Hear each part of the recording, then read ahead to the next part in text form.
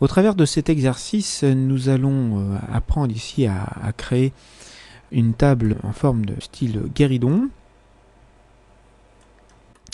Et nous allons pouvoir créer cette table à partir d'un ensemble de primitives sur lesquelles nous effectuerons une série de modifications grâce à la pile, à la gestion de la pile de modificateurs. Et nous en profiterons donc pour appliquer et comprendre ici le fonctionnement des modificateurs, le fonctionnement et la gestion de la pile des modificateurs, apprendre également quelles sont les différences de résultats en fonction de l'ordre des modificateurs dans la pile, savoir exactement comment activer ou désactiver un modificateur, comment copier et coller en copie simple ou en instance un modificateur, et apprendre également à appliquer un modificateur en sous-objet, c'est-à-dire sur une partie de l'objet, par exemple une série de polygones ou une série de vertex. Nous étudierons également comment gérer le sous-objet d'un modificateur, car la plupart des modificateurs disposent d'un sous-objet sous forme de gizmo ou de centre de modification. Donc, nous allons dans un premier temps demander à réinitialiser la mémoire de Max grâce au menu File, Reset.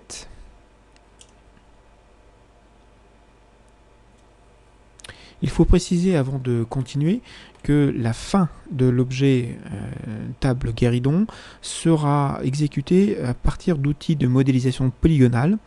Donc cela fera l'étude d'une partie suivante. Nous utiliserons ici uniquement primitives et modifications afin de comprendre le fonctionnement et la gestion de la pile d'unificateurs, dite modifier stack en anglais. Alors nous allons dans un premier temps créer un cylindre dans l'onglet Create, Primitive. Nous allons cliquer sur Cylinder, le bouton Cylinder, et dans la fenêtre Left, nous allons activer avec la touche S l'aimantation qui est par défaut basée sur les points de grille, Snaps to Grid Point, et nous allons créer un cylindre avec un rayon de 30 cm. Donc une fois que l'aimantation est détectée, eh bien nous allons créer donc ce fameux rayon de 30 cm, et pour avoir une exactitude, une précision bien plus fine, nous allons désactiver l'aimantation avec la touche S et arriver à une valeur proche des d'un rayon de 30 cm, radius 30. Nous allons ensuite déplacer le curseur vers la hauteur pour donner une hauteur d'à peu près 4 cm. Une fois que l'objet cylindre a été créé, nous allons cliquer droit pour terminer le processus de création. Nous allons ensuite dans l'onglet Modify pour modifier les paramètres de création. Ce workflow, ce processus de création est toujours le même. Nous créons des primitives et ensuite nous allons les modifier grâce à l'onglet Modify du Command Panel. Nous retrouvons donc ici dans le Command Panel les paramètres de création du cylindre qui se retrouvent dans le Rollout Parameters. Nous allons revenir sur les paramètres du radius, du rayon. Nous allons demander donc à ce que le radius soit exactement de 30 cm. Nous allons demander à ce que la hauteur soit de 4 cm. Et ainsi demander également à ce que le nombre de segments, c'est-à-dire size, ici soit à 45. Car il faut savoir que une bonne résolution d'objet se fait à partir d'un nombre de segments suffisant. Donc ici, il ne faut pas se contenter du réglage par défaut, ici 18, mais plutôt de, par exemple, 45. Pour bien comprendre la segmentation d'un objet, toujours avoir le réflexe de cliquer sur le label de la perspective ici et demander à cocher l'option Edged Faces. Nous voyons ici la densité, la définition de l'objet. Nous pouvons, pour gagner en termes d'espace, nous pouvons demander à avoir une segmentation en hauteur qui soit égale à 1, car nous n'avons pas besoin pour l'instant de détails supplémentaires. Il nous faut ici plutôt un nombre de segments suffisant en sides pour avoir un cylindre le mieux défini possible. Donc nous allons maintenant demander à ce que cet objet en Select and Move soit déplacé en Z à la hauteur de 80 cm. Nous pouvons en fenêtre front nous rendre compte que le point de pivot est à la base de l'objet. En fenêtre perspective, nous allons zoomer sur l'objet. Et nous allons ensuite, toujours ici en fenêtre top, nous allons amorcer la création d'une boîte avec la primitive box. Toutefois, la méthode de création sera en mode cube. Nous plaçons notre curseur au centre de l'univers et construisons cette boîte. Désactivons maintenant l'aimantation avec la touche S afin d'obtenir une longueur, largeur, hauteur égale à 20 cm environ, puisqu'il s'agit d'un volume cubique.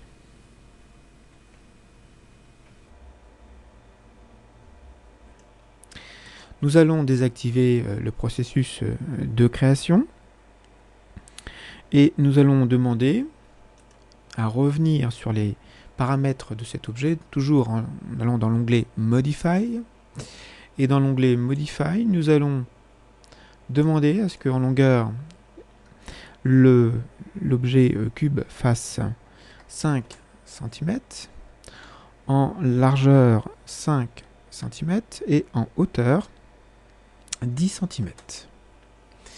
Donc cet objet devient maintenant plus une boîte et nous allons demander à ce que cet objet soit symétrisé, c'est-à-dire qu'il soit renversé et pointe vers le bas, car on voit que le point de pivot ici est à la base de l'objet, c'est-à-dire à 0, 0. Nous allons demander à ce que en fait, l'objet pointe vers le bas, donc pour cela il va subir un effet miroir. Donc nous allons sélectionner l'objet ici et prendre l'outil qui s'appelle Mirror, qui est dans la Main Toolbar. Cliquez sur cet outil et demander à ce que l'objet pointe en Z. Ici, donc Mirror Axis Z, pas de clone. On demande simplement à ce que l'objet pointe sur une autre direction, donc ici en Z. Nous allons faire OK.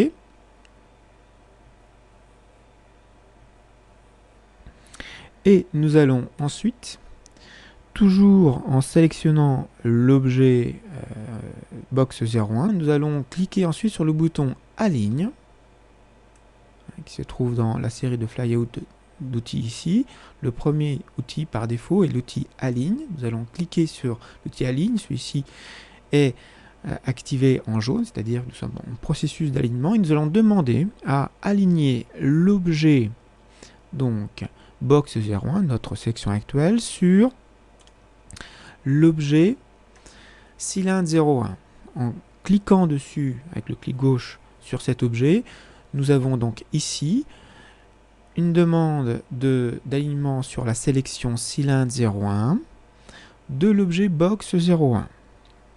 Nous allons demander à ce que l'objet box 01 s'aligne par rapport au point de pivot, à son point de pivot, et qu'il puisse rencontrer également le point de pivot du target object, qui est donc l'objet cylindre 01, en X, Y, puis Z.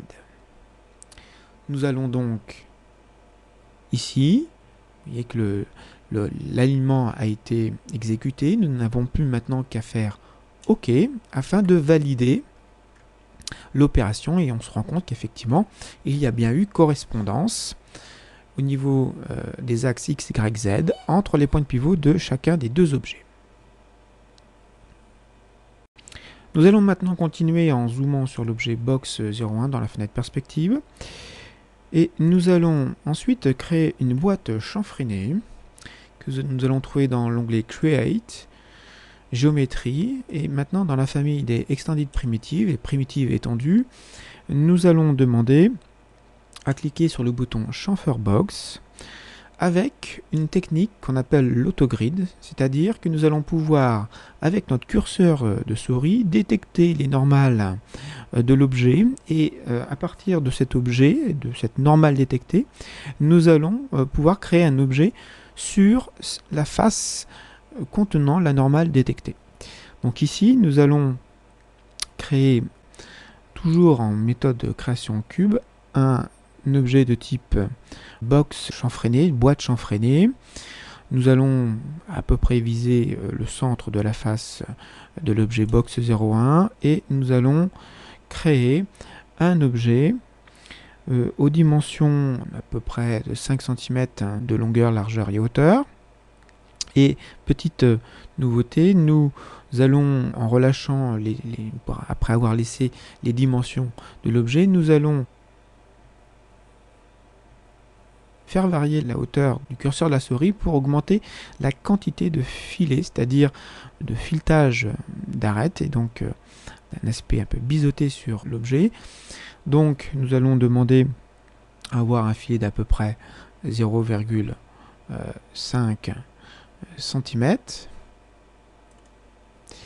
Pour ensuite affiner cette création d'objet, nous allons toujours dans Modify, demander à ce que en fait la longueur soit de 6, la largeur soit de 6 cm également, et en hauteur soit de 10, et le filet soit lui de 0,5 cm.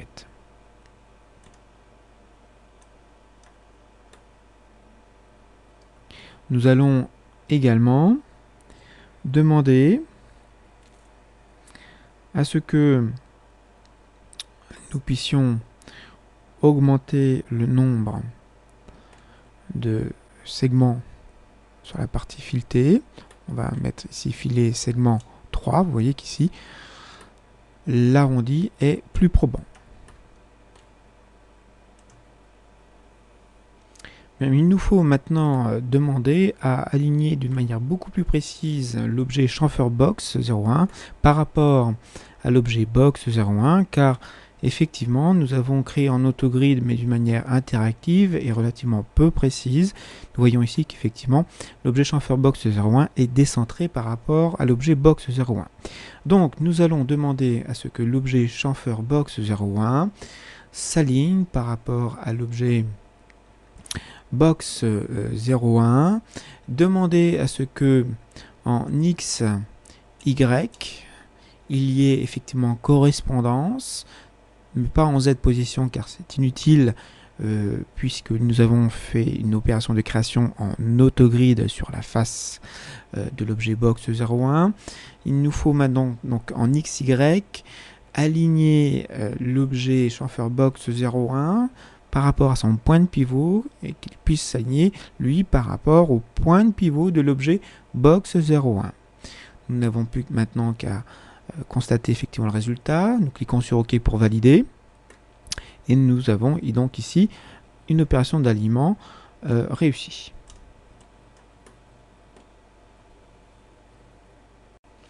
Nous allons donc maintenant pouvoir commencer à faire une première modification sur la primitive chamfer box 01. Et pour donc modifier un objet, qui est donc la continuité dans tout processus de modélisation, eh bien il faudra demander à sélectionner cet objet bien sûr et dans l'onglet Modify, aller dans la liste des modificateurs.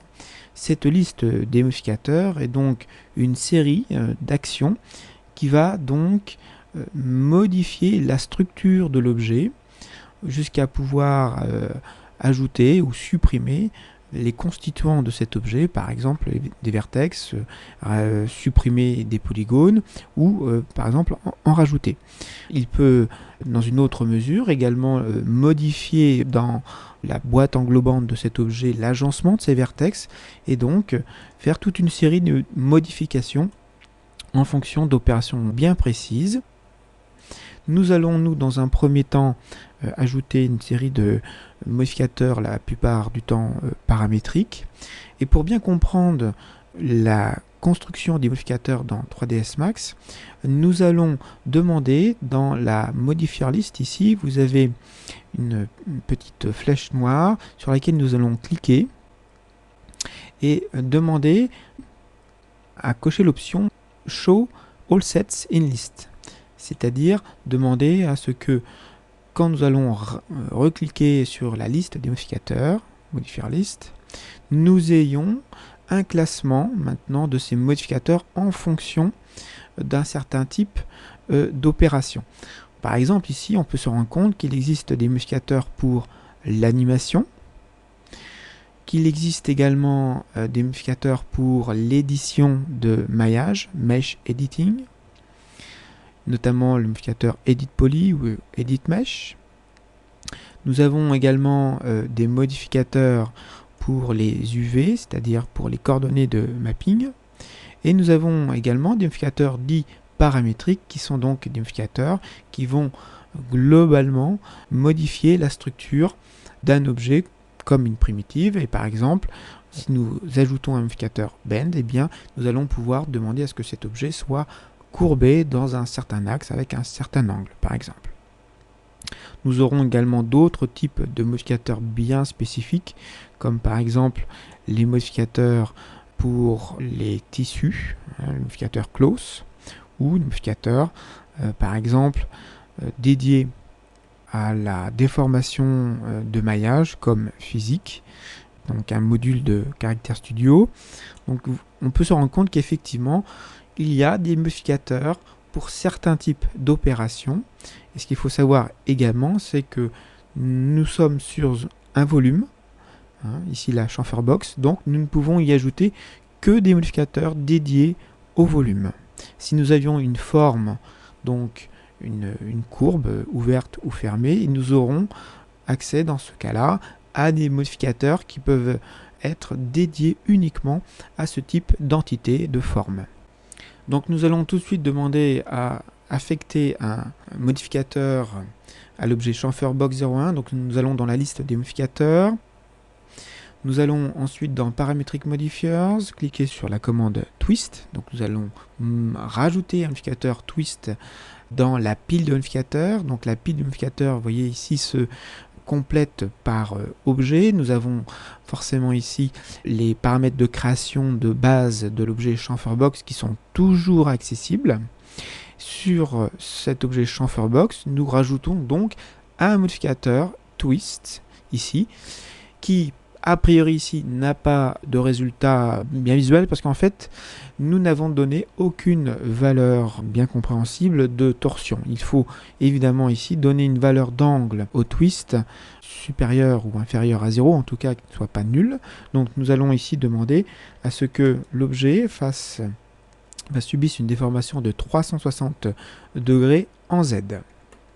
Donc ici nous avons une première torsion, nous envoyons les résultats avec ce qu'on appelle un gizmo de modification, c'est-à-dire une forme orange qui simule l'effet apporté à l'objet, apporté donc par le modificateur ici twist. Nous allons, pour avoir un meilleur résultat, demander, car c'est une des contraintes de la modification, ce qu'il faut savoir, c'est qu'effectivement, pour avoir une belle modification, il faut avoir un minimum de segmentation apportée à l'objet, parce que si nous n'avons pas assez de définition, eh bien la modification sera très légère, ou en tout cas pas assez visuelle.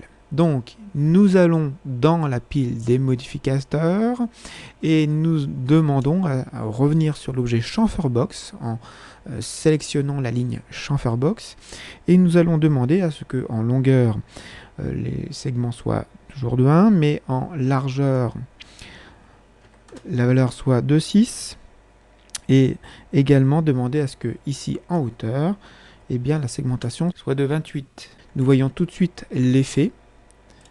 Ici, quand nous diminuons le nombre de segments, eh bien, nous avons une modification bien moins belle et moins précise. Si nous donnons un nombre suffisant, eh bien, ici, nous aurons un résultat beaucoup plus visuel et satisfaisant. Alors nous allons maintenant continuer en utilisant un autre outil, une autre technique qui, concurremment à la gestion des modificateurs, va nous permettre de générer des copies d'une manière rapide et relativement automatique, ce qu'on appelle la copie à la volée. Donc nous allons sélectionner ici, pour montrer cette fonction, nous allons sélectionner l'objet box 01 et nous allons nous assurer d'être en Select and Move et de veiller à être en Z, dans l'axe Z.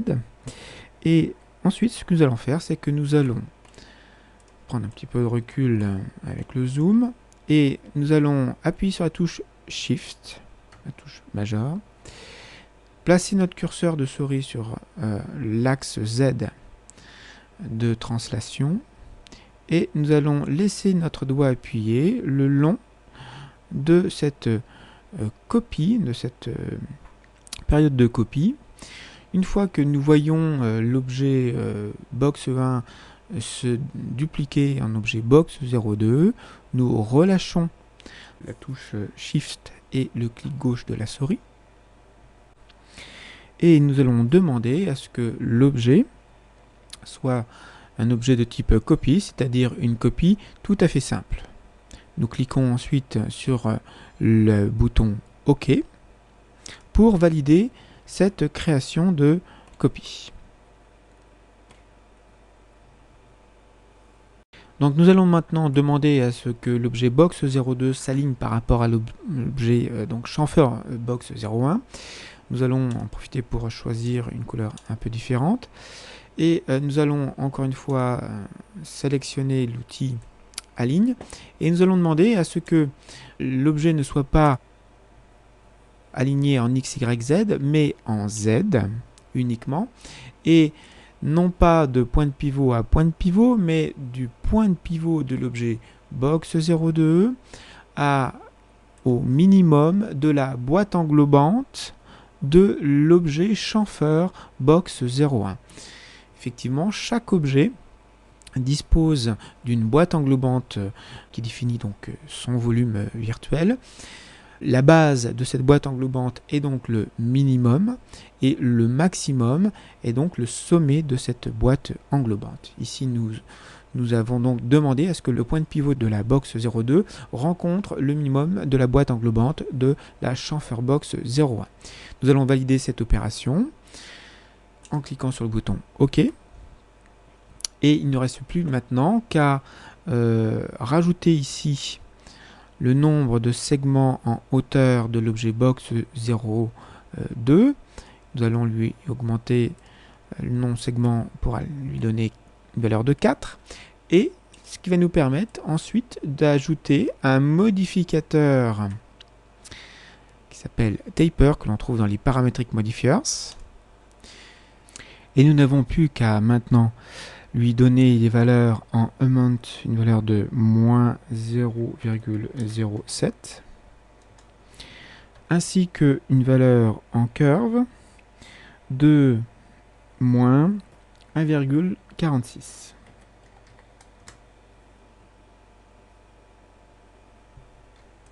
Ce qui nous permet donc de bien comprendre que le modificateur Taper permet de faire une compression en X et en Y à la base de l'objet avec les valeurs de amount et de curve. Nous allons ensuite aller un petit peu plus loin dans l'étude des modificateurs. Nous allons sélectionner ici l'objet chamfer box et nous allons demander, car cela est possible, de demander à copier le modificateur twist sur l'objet box 02 qui a été créé en copie à la volée. Donc il suffit pour cela de sélectionner donc l'objet chamfer box 01 et nous allons cliquer droit sur la ligne dans la pile modificateur, la ligne twist, ce qui correspond au paramètre twist, du modificateur twist. Nous allons cliquer droit. Alors, nous sélectionnons une première fois et ensuite nous cliquons droit pour prendre la commande copie. Ensuite, nous allons sélectionner l'objet box 02 Et en étant sur le modificateur Taper, c'est très important, il est donc sélectionné en gris. Nous allons encore une fois cliquer droit et faire Past instancié. Past instancié, donc un collage en instance. Et nous pouvons remarquer que le modificateur Twist est maintenant le même que celui de la chamfer box.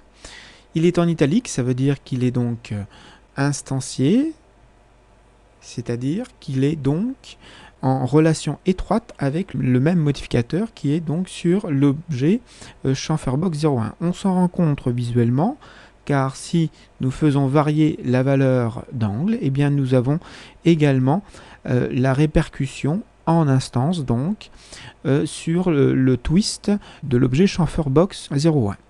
Nous allons ici demander à ce que la valeur d'angle soit maintenant réglée sur 180 degrés. Et ici, on se rend compte donc qu'il y a eu mise à jour. Nous avons donc eu bien une instance de paramètres dans la modification twist.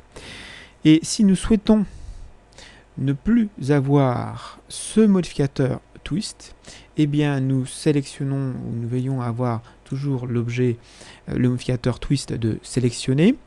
Et nous avons ici, dans les icônes de gestion de la pile des modificateurs, nous avons une petite icône qui s'appelle Remove Modifier from the Stack, c'est-à-dire que nous allons ici pouvoir supprimer le modificateur twist de la pile des modificateurs de l'objet box02.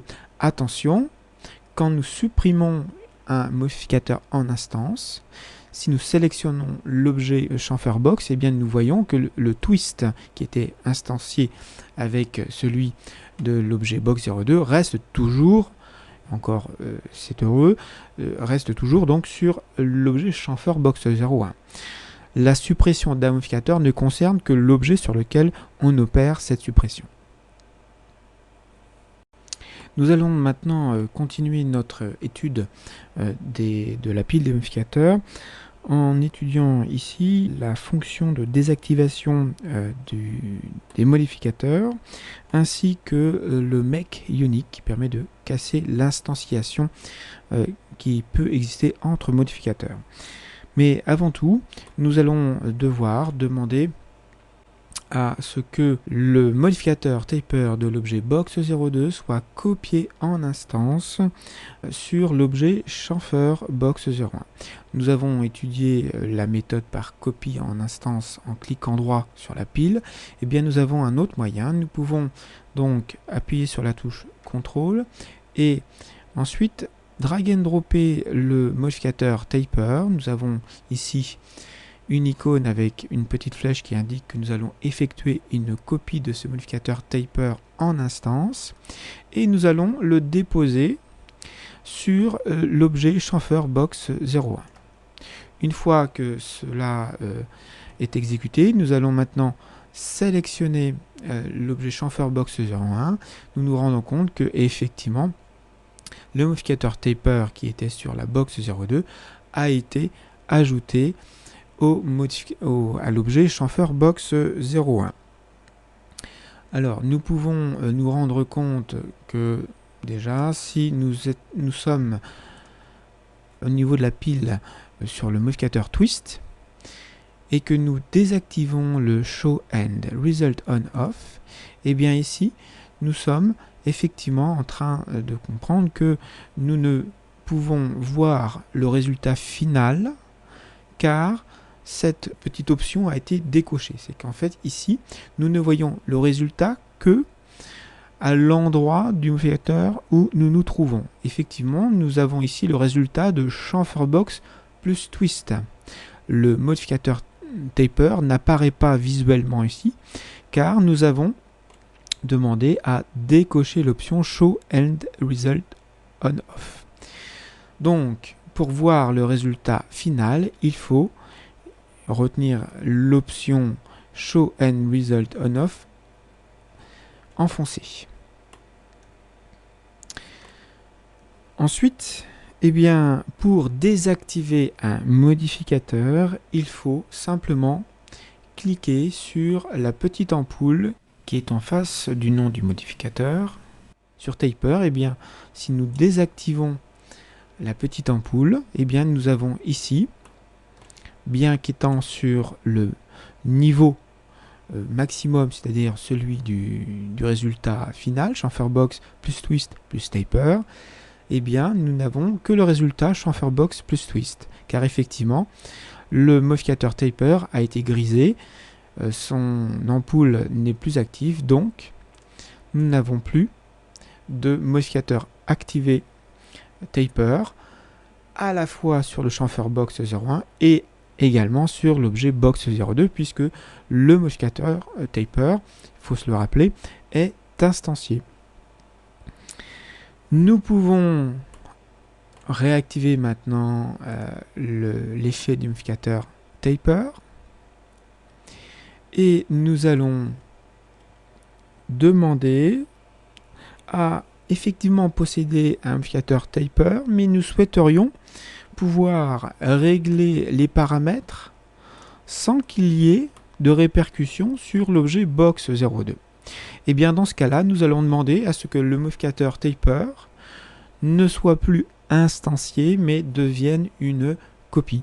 Donc pour que cela devienne une simple copie, nous allons cliquer sur l'autre icône d'option de la pile de modificateurs qui s'appelle Make Unique et qui donc casse cette relation, cette dépendance avec anciennement l'objet box 02. Et donc maintenant, nous pouvons demander à ce que le modificateur taper propre à chamferbox 01 ait une courbe, un paramètre de curve égal à 1, et on se rend compte qu'effectivement il n'y a plus maintenant de mise à jour sur l'objet box 02. Donc nous allons maintenant sélectionner l'objet box 02 et nous allons lui ajouter un modificateur qu'on appelle lattice, que nous allons trouver dans la liste des modificateurs, toujours dans les parametric modifiers. Donc nous allons ajouter le modificateur lattice qui va créer en fait un véritable maillage à partir de la segmentation de l'objet. Alors il nous faut évidemment paramétrer ce modificateur. Au passage, je vous signale ici que nous pouvons agrandir ou réduire la place qu'occupe la pile modificateur avec un petit curseur fléché que nous avons la possibilité de modifier en mettant notre curseur donc sur cette barre en dessous de la barre des options de la pile modificateur. Donc pour les paramètres du modificateur lattice, nous allons dans l'encadré struts, au niveau du radius, changer la valeur et mettre 0,4. Segment 1. En sides, nous allons mettre valeur de 8.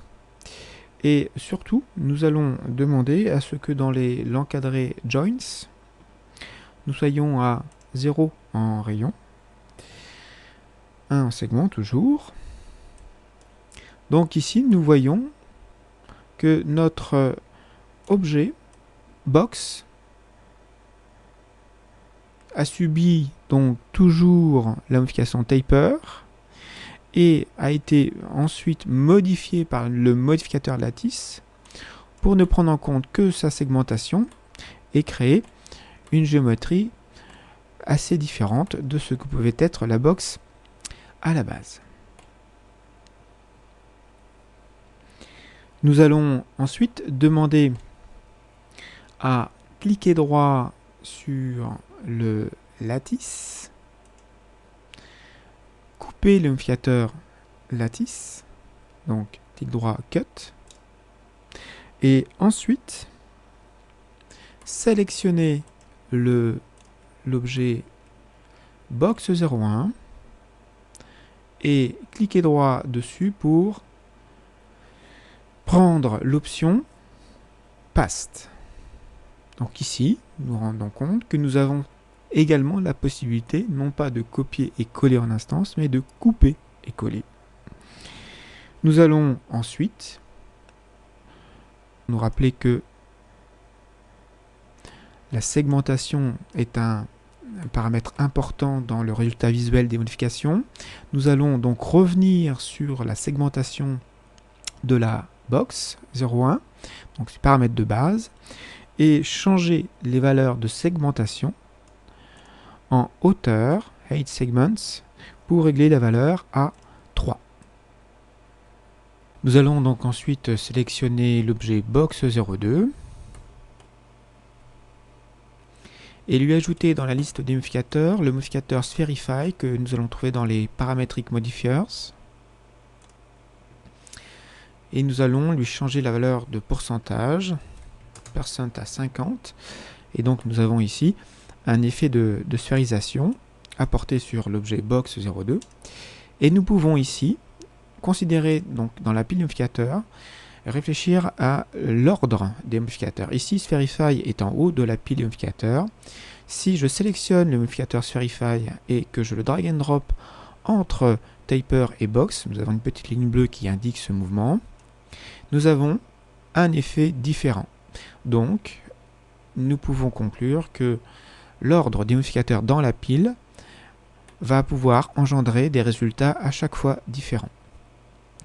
Nous allons revenir sur le niveau antérieur, c'est-à-dire nous allons demander à ce que Spherify soit en haut de la pile.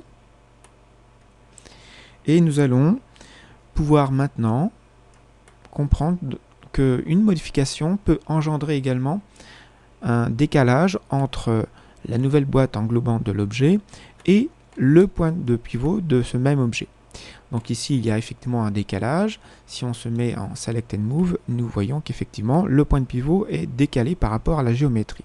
Donc nous allons régler ce problème en faisant un réalignement de ce point de pivot par rapport à la géométrie. Et pour cela, nous allons opérer en fenêtre front. Donc ici, nous allons zoomer assez précisément sur l'objet box 02. Nous allons demander à ce que dans l'onglet hiérarchie, nous cliquions sur le bouton Affect Object Only. Et ce que nous allons faire ici, c'est que nous allons demander à ce que l'objet puisse s'aligner par rapport à son point de pivot. Donc pour cela, nous allons cliquer sur le bouton Aligne.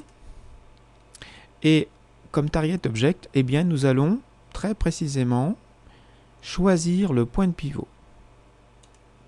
Une fois fait l'opération, nous allons demander donc à ce que en Y, car c'est en hauteur que nous allons devoir aligner l'objet, bien à ce qu'en Y, la boîte englobante de l'objet, c'est-à-dire ici son maximum, s'aligne en Y par rapport au point de pivot du même objet.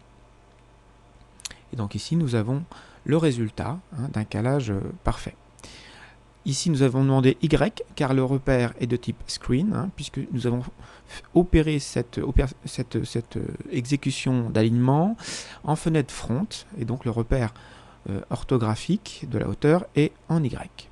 Nous cliquons sur OK, et ensuite nous allons dézoomer légèrement en fenêtre perspective, et nous allons sortir du mode Affect Object Only pour aller ensuite dans l'onglet Modify. Alors nous allons maintenant demander à ce que l'objet box 02 soit copié en instance selon une opération de miroir. Nous allons opérer en fenêtre front et nous allons donc, en faisant attention d'avoir le box 02 sélectionné, cliquer sur le bouton Mirror. Nous allons demander à ce que l'opération se fasse en Y. Et nous allons faire un décalage, c'est-à-dire un offset en unité à moins 18,25 cm. Et bien sûr, demander à ce que le clone soit de type instance. Nous allons cliquer maintenant sur OK. Effectivement, donc nous avons bien le même objet, cloné, en fonction de l'opération miroir qui vient d'être exécutée. Nous pouvons regarder et comprendre qu'effectivement l'objet est instancié ici, l'objet box03, car il est complètement en caractère gras, c'est-à-dire que tous les paramètres de création, de modification sont instanciés, c'est-à-dire que l'objet est complètement instancié au niveau de sa création et de sa modification. Ce qui fait que si nous allons modifier un quelconque paramètre, eh bien cela sera répercuté sur l'objet box02. Donc, par exemple ici, nous allons demander à ce que dans l'objet box, sur les paramètres de création de l'objet box, les 8 segments ne soient plus de 4 mais de 10. Nous voyons donc également une répercussion sur l'objet original.